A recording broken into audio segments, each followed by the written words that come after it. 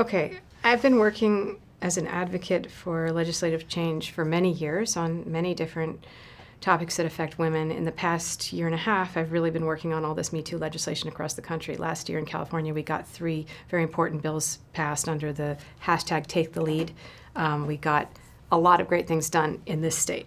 But New York was our battleground this week. We went to Albany at the behest of Governor Cuomo, and we did a press conference to try and get this slate of bills passed, the 2 most important of which, one of them deals with the elimination of the statute of limitations for second and third degree rape. Second degree rape is when a person is incapacitated mentally or incapable of giving consent, and third degree is giving no consent but being raped anyway. And first degree is violent rape, but all rape is violent, but the second 2 are, more often than not acquaintance rapes.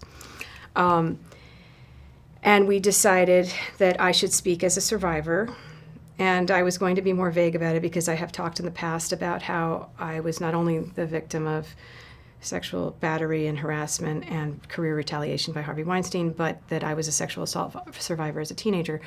But as we got closer to the conference, I realized that unless I could talk about why people don't talk, because I had reported the sexual assault when I was a teenager, that people wouldn't understand why 5 years wasn't enough. Right now, New York has a 5-year statute for second and third degree rape. And so I felt like I had to be honest about how very, very difficult it is to come forward and how important it is to give rape survivors in New York State the chance at justice and the chance also to see those perpetrators stop hurting people. And if it takes them longer than 5 years, then so be it. It's still going to have to be seaworthy. The case still has to be strong enough to bring a conviction, and that's very hard to do in any rape case. So it's not like giving them this freebie. It'll still be even harder to do it later than 5 years.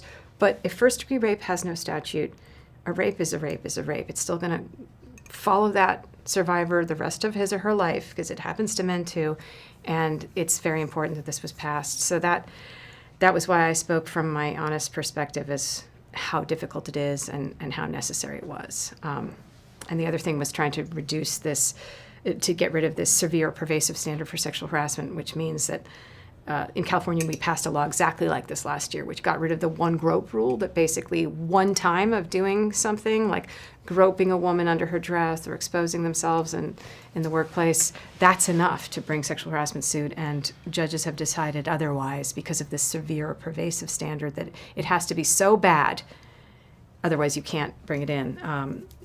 So we hope that both of those pass this week. We really thank Governor Cuomo for his leadership. We stand with survivors everywhere, and we will fight this across the country, and we will support the federal Be Heard Act, which is an amazing comprehensive bill that sits in Congress right now, which addresses so many of these issues for survivors everywhere.